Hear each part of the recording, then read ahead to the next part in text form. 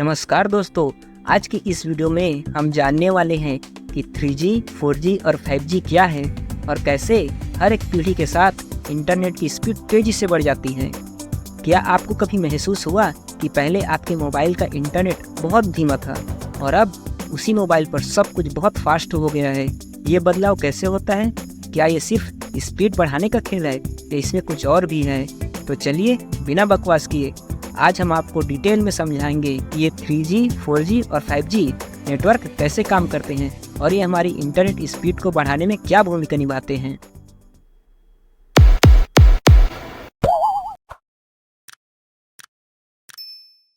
सबसे पहले बात करते हैं 3G की, यानी थर्ड जनरेशन की।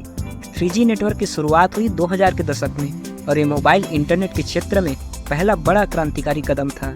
इससे पहले हम सिर्फ कॉल और SMS तक ही सीमित थे, लेकिन 3G के आने के बाद हमें इंटरनेट का अनुभव भी मोबाइल पर मिलने लगा। आप अब अपने फ़ोन से ईमेल भेज सकते थे, वेब ब्राउजिंग कर सकते थे और वीडियो कॉल भी कर सकते थे। टेक्निकल बात करें तो 3G की स्पीड 200 kbps से 2 Mbps तक होती थी। इसमें WCDMA मतलब wide band code division multiple access और HSPA मतलब हाई स्पीड पैकेट एक्सेस जैसी तकनीकों का इस्तेमाल किया गया था, जिससे इंटरनेट एक्सेस करना संभव हो पाया। लेकिन इसकी स्पीड इतनी ज़्यादा नहीं थी कि आप HD वीडियो स्ट्रीम कर सके या बड़ी फाइलें जल्दी से डाउनलोड कर सके। अब बात करते हैं 4G यानी फोर्थ जनरेशन की। 4G नेटवर्क 2010 के आसपास आया और इसने मोबाइल इंटरनेट की स्पीड को नई ऊंचाई पर पहुंचा दिया। 4G के आने से हम HD वीडियो स्ट्रीम कर सकते थे, बड़े बड़े फाइल्स को कुछ ही सेकंड में डाउनलोड कर सकते थे और वीडियो कॉलिंग का अनुभव भी शानदार हो गया। 4G की स्पीड 10 Mbps से लेकर 100 Mbps तक हो सकती है, जो इसे बेहद तेज और कुशल बनाता है। इसमें LTE मतलब लॉन्ग टर्म इवोल्यूशन और OFDM मतलब ऑर्थोगोनल फ्रीक्वेंसी डिवीज़न मल्टीप्लेक्सिंग जैसी तकनीकों का इस्तेमाल होता है, जो डेटा को तेजी से ट्रांसफ़र करने में मदद करती है।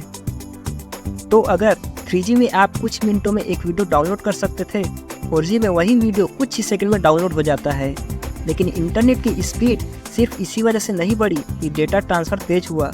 4G में बैंडविड्थ ज़्यादा होती है, यानी एक समय में ज़्यादा डेटा ट्रांसफ़र किया जा सकता है। इसके अलावा नेटवर्क की स्पेक्ट्रम एफिशिएंसी यानी डेटा को कुशलता से भेजने की क्षमता भी 4G में बेहतर होती है। और अब बात करते हैं 5G की, यानी फिफ्थ जनरेशन की।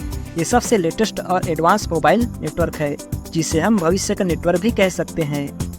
5G सिर्फ स्पीड को बढ़ाने के लिए नहीं आया है, इसका असली उद्देश्य इंटरनेट ऑफ थिंग्स को सपोर्ट करना है, जहां हर डिवाइस एक दूसरे से जुड़ा होगा, चाहे वो आपके स्मार्टफोन हो या आपकी स्मार्ट कार या फिर आपके घर के स्मार्ट उपकरण। 5G की स्पीड 1 Gbps से लेकर 10 Gbps तक हो सकती है।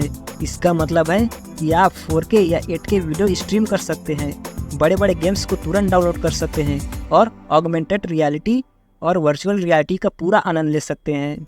तकनीकी रूप से 5G में wave, millimetre wave, massive, MIMO, multiple input multiple output और बीम फॉर्मिंग जैसी एडवांस तकनीकों का इस्तेमाल किया जाता है। ये तकनीकें डेटा को और भी तेज़ी से और कम लेटेंसी के साथ ट्रांसफ़र करने में मदद करती हैं। अब सवाल उठता है कि इंटरनेट की स्पीड कैसे बढ़ती है, तो चलिए इसे आसान भाषा में समझते हैं। पहला, बैंडविड्थ। हर नई पीढ़ी में बैंडविड्थ ज़्यादा होती है। इसका मतलब है कि ज़्यादा डेटा एक साथ भेजा और प्राप्त किया जा सकता है। दूसरा, स्पेक्ट्रम एफिशिएंसी। नई तकनीकें जैसे कि 4G और 5G में स्पेक्ट्रम का ज़्यादा कुशल उपयोग होता है, जिससे डेटा तेज़ी से और बिना किसी रुकावट के भेजा जा सकता है। तीसरा, लेटेंसी का मतलब है डेटा को एक जगह से दूसरी जगह पहुंचने में जो समय लगता है। 5G में ये समय बेहद कम हो गया है, इसलिए लाइव एक्टिविटी जैसे गेमिंग या वीडियो कॉल्स बहुत तेज हो जाते हैं। चौथा, उच्च आवृत्तियों का इस्तेमाल। 5G जैसी तकनीकें हाई फ्रिक्वेंसी बैंड्स का इस्तेमाल करती है, जो बड़ी मात्रा में डेटा को कम समय में ट्रांसफ़र कर सकती है। तो दोस्तों, अब आपको समझ में आ गया होगा कि कैसे हर नई मोबाइल नेटवर्क तकनीक के साथ इंटरनेट की स्पीड बढ़ती जाती है। अगर आपको ये वीडियो पसंद आई हो तो इसे लाइक करें, हमारे चैनल को सब्सक्राइब करें और हाँ, अगर आपके मन में कोई सवाल हो तो नीचे कमेंट्स में ज़रूर पूछें।